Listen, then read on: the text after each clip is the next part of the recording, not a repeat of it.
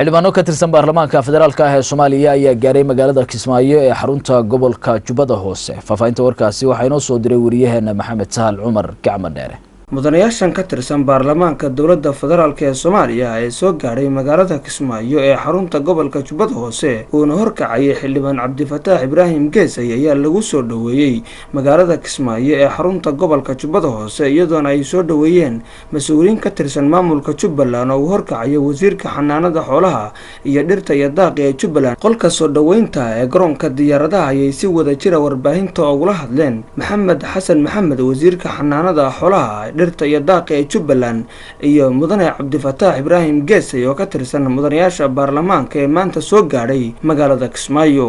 walow mudane Cabdifataax Ibraahim Geesay oo ku hadlayay markuu warbaahinta la hadlay luqadda maymayga.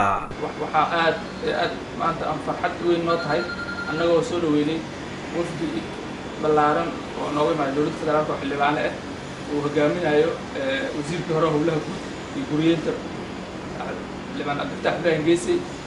xildhibaan Cabdifataax waxaan ku leenahay soo dhawow. Kismaayo waa magaaladaadi, waa magaalo Soomaaliyeed, waa magaalo aan dadka Kismaayo cidna kaama xigto. ku soo dhawow, waa magaalo amni ah. hadda waxaa naga tegay wafdi weyn oo ra'iisul wasaaraha hogaaminaya. adna sidaas oo kale aan ku soo dhaweynayna si ka ballaaran adiga xildhibaanada kale xildhibaan Fanax iyo xildhibaan Xaniifa iyo Malaaq idin la socda waxaad ku soo dhawaanaysiin sidii gurigiina oo kale. waan aad iyo aad baad u mahadsantihiin maashaha aad noo imaateen.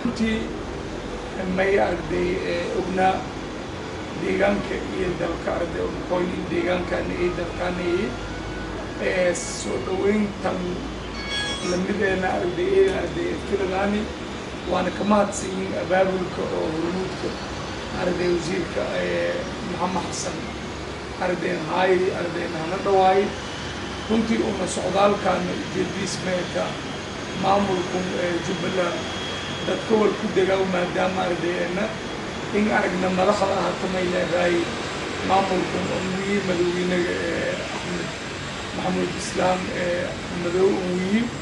madaxweyne